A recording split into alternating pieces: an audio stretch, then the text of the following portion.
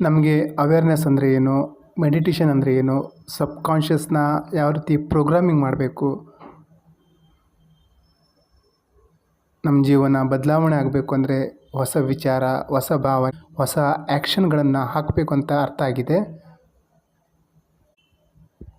ಈಗ ನಾವು ಪ್ರಯೋಗ ಮಾಡಬೇಕು. ಈ ಮೂಲಕ ನಮ್ಮ ಹೊಸ ವಿಚಾರ, ಹೊಸ ಭಾವನೆ, ಹೊಸ ಆ್ಯಕ್ಷನ್ ಪ್ಲ್ಯಾನಿಂಗ್ ಮಾಡೋಣ. ಅಂದರೆ ನಿಮ್ಮ ಜೀವನದ ಯಾವ ಏರಿಯಾದಲ್ಲಿ health, wealth, career, job, spirituality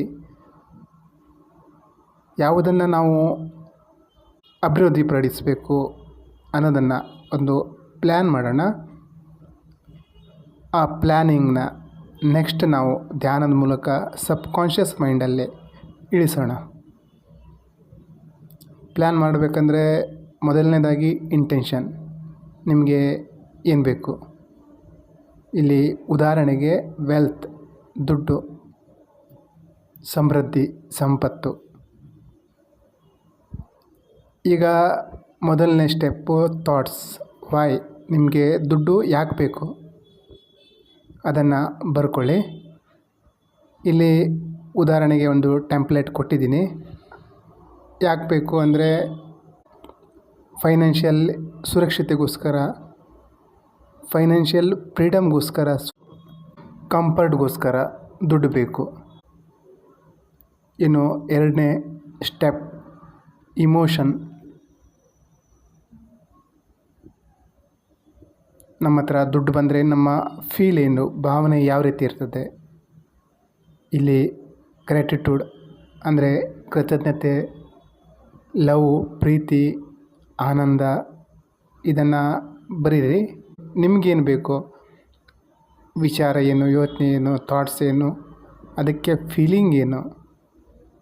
ಮುಂದೆ ಆ್ಯಕ್ಷನ್ ಅಂದರೆ ನೀವು ದುಡ್ಡು ಬಂದರೆ ಏನೇನು ಮಾಡ್ತೀರಾ, ಜನರಿಗೆ ಸಹಾಯ ಮಾಡ್ತೀರಾ, ನೀವು ನಿಮ್ಮ ಫ್ಯಾಮಿಲಿ ಜೊತೆ, ನಿಮ್ಮ ಫ್ರೆಂಡ್ಸ್ ಜೊತೆ ಚೆನ್ನಾಗಿರ್ತೀರಾ, ಜೀವನದಲ್ಲಿ ಹೊಸ ಹೊಸ ಎಕ್ಸ್ಪೀರಿಯೆಂಟ್ ಮಾಡ್ತೀರಾ, ಅನುಭವ ಮಾಡ್ತೀರಾ, ಅದನ್ನು ಬರೀರಿ. ಎಷ್ಟು ಡೀಟೇಲ್ಸಾಗಿ ಬರಲಿಕ್ಕಾಗುತ್ತೋ ಬರೀರಿ. ಯಾಕೆಂದರೆ ನಾವೇನು ಕಲ್ಪನೆ ಮಾಡ್ತೀವಲ್ಲ ಅದಕ್ಕೆ ತುಂಬ ಪವರ್ ಇದೆ.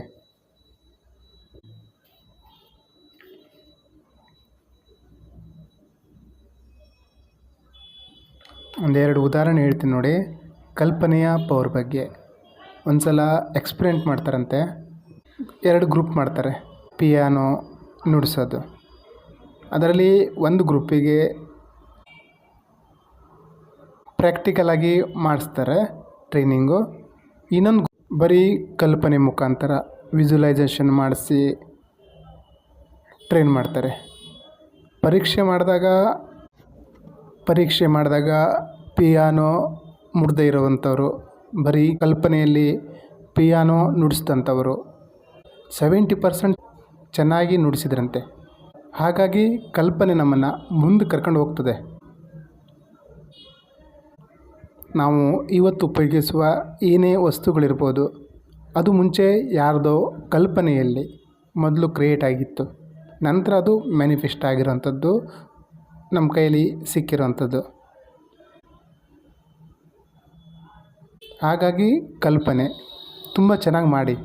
ನೀವೊಂದು ಮನೆ ಕಟ್ಟಬೇಕಂತ ಇಚ್ಛಿಸಿದ್ರು, ಆ ಮನೆಯಲ್ಲಿ ಯಾರಿರಬೇಕು, ಯಾರ್ಯಾರು ಇರ್ತಾರೆ, ಯಾರ್ಯಾರ ರೂಮ್ ಎಲ್ಲೆಲ್ಲಿ ಇರ್ತದೆ, ಪೇಂಟ್ ಯಾವ ಕಲರ್ ಇರ್ತದೆ, ಟೈಲ್ಸ್ ಯಾವ ಕಲರ್ ಇರ್ತದೆ, ಅದೆಲ್ಲವನ್ನು ಫೀಲ್ ಮಾಡಬೇಕು.